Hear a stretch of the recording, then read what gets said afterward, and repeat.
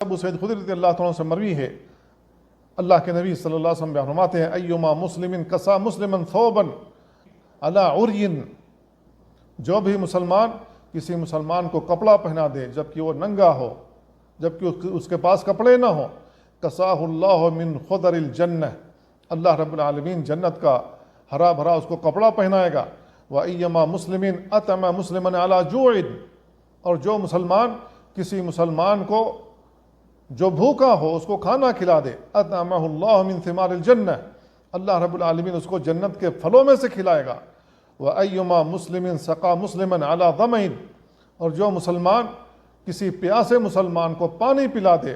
اس کو سیراب کر دے، سقاہ اللہ من الرحیق المختوم، اللہ رب العالمین اس کو بند شراب پلائے گا جنت کے اندر۔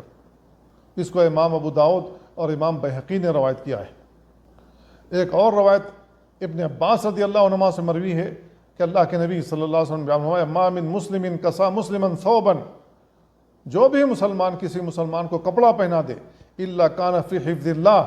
مگر اللہ رب العالمین اس کو اپنی حفاظت میں لے لیتا ہے، ما دام علیہ منہ خرقہ، جب تک کپڑا اس کے بدن پر موجود ہوتا ہے۔ اس کو امام ترمذی نے روایت کیا ہے، اور امام ترمذی نے کہا کہ یہ حدیث حسن ہے۔